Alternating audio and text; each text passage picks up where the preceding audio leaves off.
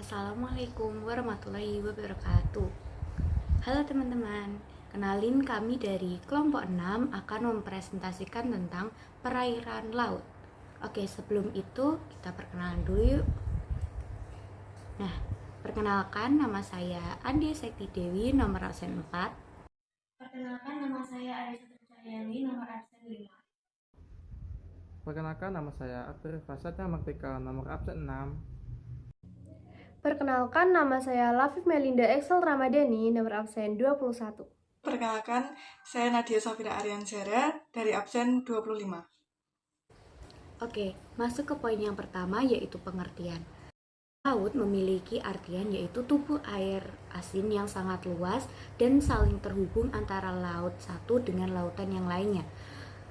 Sebesar 70% permukaan bumi merupakan laut, sehingga jika dilihat dari luar angkasa, bumi didominasi oleh warna biru. Laut yang luas juga disebut dengan samudra. Selanjutnya, pengertian dari pesisir. Nah, pesisir itu daratan di tepi laut yang tergenang air pada saat air laut pasang dan kering pada saat air laut itu surut. Oleh karena itu, pesisir memiliki panjang yang sama dengan garis pantai, tetapi lebarnya berbeda untuk setiap pantai. Selanjutnya yaitu ada klasifikasi gerak air laut.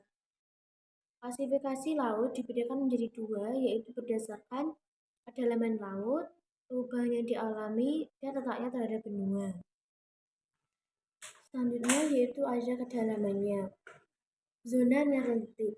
Zona ini berada di antara garis air surut dan garis air pasang. Ketika air pasang, zona ini akan tergenang air. Ketika surut, zona ini akan kering menjadi pantai. Zona litoral. Zona ini adalah zona laut dangkal dengan tingkat kedalaman sampai 200 meter. Pada zona ini, sinar matahari masih dapat menembus dasar laut. Oleh karena itu, banyak hewan dan tumbuhan laut dapat hidup di zona Nearlitik. Selanjutnya yaitu ada zona Bateal. Zona ini berada di kedalaman 150 sampai 1.800 meter. Zona ini umumnya ditandai dengan lereng yang curam. Pada zona ini, sinar matahari sudah tidak dapat menembus hingga dasar laut. Cahaya matahari yang menembus pun tidak efektif untuk fotosintesis, sehingga tumbuhan yang dapat hidup hanya tumbuh autotrof. Zona aksial. Zona laut dengan kedalaman 1.800 meter. Di zona ini tidak ada cahaya matahari, sehingga selalu gelap. Suhu di zona ini sangat rendah dan tekanannya sangat tinggi. Ekosistem di zona ini terdiri dari hewan predator, detritivor atau pemakan sisa organisme, dan hewan pengurai. Hewan pada zona ini mampu menghasilkan cahaya sendiri untuk bertahan hidup dan berkomunikasi. Contohnya adalah anglerfish. Lalu selanjutnya yaitu ada perubahan yang dialami. Laut transgeri. Laut yang terjadi karena naiknya ketinggian air laut secara global, akibatnya permukaan laut menjadi lebih luas. Peristiwa ini umumnya terjadi karena pencairan es di kutub pada akhir zaman glasial. Contohnya laut transgresi di Indonesia adalah Laut Jawa dan Laut Arafura. Laut regresi. Kebalikan dari laut transgresi, permukaan air laut seakan-akan turun karena kegiatan erosi dan sedimentasi yang terjadi selama berabad-abad. Oleh karena permukaan air laut turun, laut seakan menjadi berkurang luasnya, atau disebut juga laut menyempit. Laut ingresi. Laut yang terjadi ketika dasar laut turun akibat gerakan tektonik. Proses pembentuknya sejalan dengan proses pembentukan bumi. Laut ingresi memiliki kedalaman lebih dari 200 meter. Hampir semua laut di Indonesia bagian tengah adalah laut ingresi, terutama di Maluku. Lalu selanjutnya yang terakhir yaitu ada letaknya terhadap benua. Laut tepi. Laut yang terletak di tepi benua dan dihalangi oleh gugusan pulau sehingga seolah-olah terpisah dari lautan luas. Contohnya laut tepi adalah Laut Jepang dan Teluk Benggala. Laut Tengah. Laut Tengah adalah laut yang terletak di antara dua benua yang memiliki gejala-gejala gunung api dan mempunyai gugusan pulau. Contoh laut pertengahan antara Australia dan Asia dengan gugusan Kepulauan Indonesia, Laut Tengah dengan gugusan pulau-pulau Yunani. Laut Karibia dengan gugusan pulau-pulau Antilles besar di Amerika dan Laut Es Utara dengan gugusan kepulauan Spitsbergen. Laut Pedalaman, danau air yang sangat luas sehingga menyerupai laut. Laut pedalaman ini terletak di tengah benua dan hampir seluruhnya dikelilingi oleh daratan. Contohnya Laut Baltik, Las Kaswi, dan Laut Hitam. Lalu, apa itu morfologi dasar laut? Nah, morfologi dasar laut adalah hasil dari peristiwa tektonik. Gambaran dasar laut reliefnya hampir sama seperti di daratan. Morfologi dasar laut seperti hanya daratan, namun tidak datar. Panorama permukaan dasar laut disebut juga morfologi dasar laut. Nah, gambaran morfologi dasar laut didapat dari rekaman alat getar suara atau yang bernama echo sounding. Morfologi dasar laut adalah hasil dari peristiwa tektonik. Lalu, bagian-bagian dari morfologi dasar laut ada paparan benua. Nah, dasar lautan yang dangkal dan luas, mulai dari zona litoral hingga zona neritik, dengan kedalaman kurang dari 200 meter. Paparan benua adalah bagian dari benua yang tergenang oleh air laut. Contohnya, dangkalan Sahul di tepi benua Australia dengan kedalaman rata-rata 45-60 meter dan dangkalan Sunda di tepi benua Asia dengan kedalaman rata-rata 40-45 meter. Lalu yang kedua adalah lereng benua. Batas dari paparan benua. Morfologi ini terletak hingga zona abisal kemiringan lereng ini sangat curam, yaitu sekitar 5 atau lebih.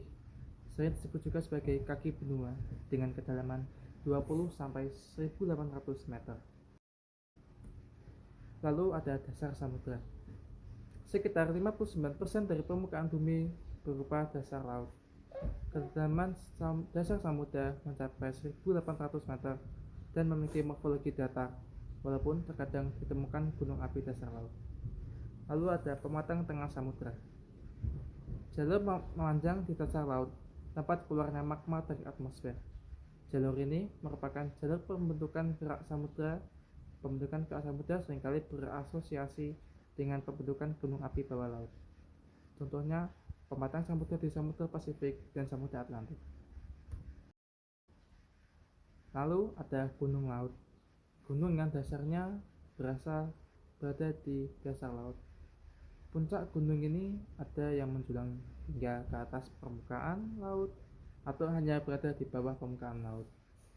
Gunung berapi yang semakin menjauh dari pematang tengah samudra akan menjadi tidak aktif karena kehilangan suplai panas. Lalu ada palung laut. Dasar laut yang sangat dalam, memanjang, sempit, dan terjal. Palung laut memiliki kedalaman lebih dari 5.000 meter. Palung laut berasosiasi dengan peristiwa subduksi. Contoh palung laut antara lain palung laut Sunda ataupun juga palung laut Jawa dengan kedalaman 7.450 meter. Palung yang terdalam di dunia adalah Palung Mariana yang berada di sebelah timur Kepulauan Mariana. Nah, masuk ke poin selanjutnya yaitu gerakan air laut. Nah, apa sih gerakan air laut itu? Jadi, gerakan air laut adalah pergerakan arus laut yang dipengaruhi oleh gaya tarik bulan dan matahari, kerapatan air akibat perbedaan suhu, salinitas atau kadar garam air laut, serta gerakan angin. Nah, gerak air laut mencangkup gerakan pasang naik dan pasang air laut, setelah itu gelombang laut dan arus laut. Materi yang selanjutnya yaitu gerakan pasang naik dan turun. Gerakan pasang naik dan surut air laut adalah naik turunnya air laut secara teratur dan berulang-ulang karena pengaruh gravitasi tarik-menarik antara bumi, bulan, dan matahari. Tinggi rendahnya pasang surut suatu daerah dipengaruhi oleh bentuk dan jarak dengan daratan. Rotasi bumi membuat pasang dan surut terjadi 2 kali dalam sehari. Pasang naik tertinggi disebut dengan pasang purnama. Pasang ini terjadi ketika bulan dan matahari membentuk garis lurus dengan bumi. Pada saat itu, tarikan gravitasi matahari dan bulan bekerja terpadu. Pasang purnama terjadi 2 kali dalam sebulan. Adapun pasang paling rendah dalam periode satu siklus surut disebut dengan pasang perbani. Pasang perbani terjadi pada saat bulan dan matahari berada pada sudut tegak lurus terhadap bumi. Yang selanjutnya adalah gelombang laut. Gelombang laut adalah gerakan air yang umumnya ditimbulkan oleh energi angin di atas laut tanpa adanya perpindahan massa air. Gerakan gelombang air laut umumnya disebabkan oleh beberapa faktor. Yang pertama, keratapan angin. Yang kedua, lamanya angin tertiup. Yang ketiga, daerah yang terkena pengaruh gerakan angin. Yang keempat, perbedaan kerapatan air laut dan udara. Yang kelima, kedalaman laut. Berdasarkan gerakan air laut, jenis gelombang laut dibedakan menjadi 3. Yang pertama, yaitu gelombang osilasi, yang kedua gelombang translasi, dan yang ketiga swash.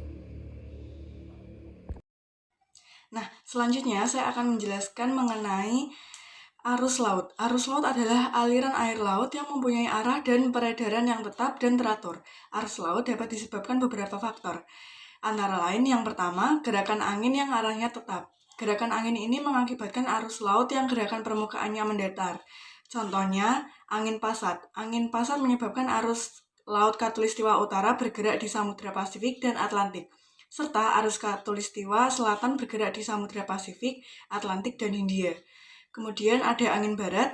Angin barat mengakibatkan adanya arus teluk yang mengalir dari pantai timur Amerika Serikat melewati Samudra Atlantik sampai ke benua Eropa sekitar Inggris, serta menyebabkan arus Kuroshio di sekitar pantai timur Kepulauan Jepang. Faktor yang kedua yakni perbedaan tinggi permukaan air laut. Arus laut bergerak dari wilayah laut yang tinggi ke wilayah laut yang rendah.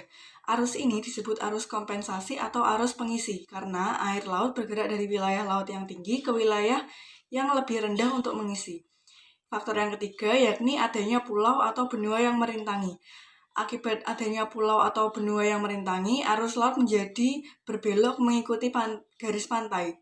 Contohnya arus Brasil, arus Meksiko, dan arus Agulhas. Yang keempat, yakni perbedaan suhu dan kadar garam air laut. Perbedaan ini menyebabkan perbedaan kecepatan air laut sehingga air laut bergerak dari wilayah yang memiliki kerapatan tinggi ke wilayah yang memiliki kerapatannya rendah. Yang selanjutnya yaitu manfaat dari gerakan air laut. Salah satu yang memiliki wilayah perairan sangat luas adalah Indonesia. Karena kita ketahui sangat banyak manfaat air, sehingga perlu adanya perairan. Namun, sangat disayangkan, terkadang keadaan laut di Indonesia kurang terjaga, sehingga banyak sekali ancaman-ancaman sengketa mengenai batas wilayah perairan air laut di Indonesia. Laut adalah bagian dari samudera. Laut merupakan kumpulan dari air asin dalam jumlah yang sangat banyak. Sedangkan air adalah sumber utama bagi kehidupan manusia.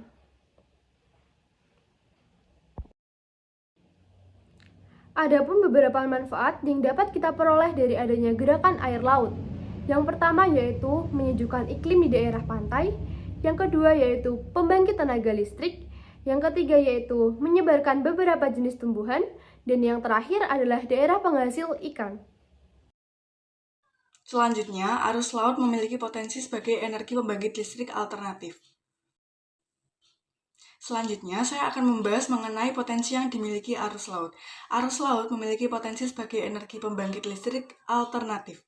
Arus yang terdapat pada air laut merupakan salah satu contoh energi alternatif yang dapat digunakan untuk keberlangsungan hidup manusia. Salah satunya sebagai sumber tenaga untuk pembangkit listrik. Air bersifat tidak akan habis dan arus bersifat tidak akan berhenti. Hal ini menyebabkan arus laut dapat dijadikan sumber tenaga untuk jangka waktu yang lama. Pembangkit listrik alternatif ini memanfaatkan energi dari arus laut menjadi energi listrik melalui turbin dan generator. Energi potensial yang terkandung dalam arus laut dimanfaatkan untuk menggerakkan turbin air yang nantinya turbin air ini akan dihubungkan dengan generator dan dapat menghasilkan listrik. Tetapi ada beberapa faktor penting yang harus diketahui sebelum membangun pembangkit listrik.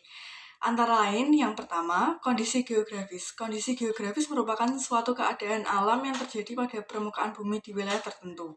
Kondisi geografis digunakan untuk menentukan bangunan pembangkit listrik seperti apa yang akan dipasang yang mendukung keadaan di laut tersebut. Yang kedua, ada kedalaman perairan.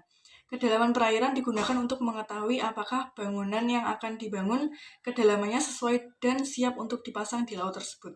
Yang ketiga atau yang terakhir, yakni karakteristik arus laut. Kecepatannya digunakan untuk menentukan teknologi turbin yang dapat digunakan. Arus laut yang dapat dimanfaatkan energinya adalah yang memiliki minimal kecepatan rata-rata lebih dari sama dengan 2,5 meter per sekon. Dengan menggunakan energi arus laut, Indonesia dapat memanfaatkan sumber daya alam yang ada dan menghasilkan energi listrik dengan energi terbarukan yang ramah lingkungan sehingga mengurangi penggunaan energi fosil. Sekian presentasi dari kelompok perairan laut. Kami dari kelompok 6 mengucapkan terima kasih telah menonton and sampai jumpa.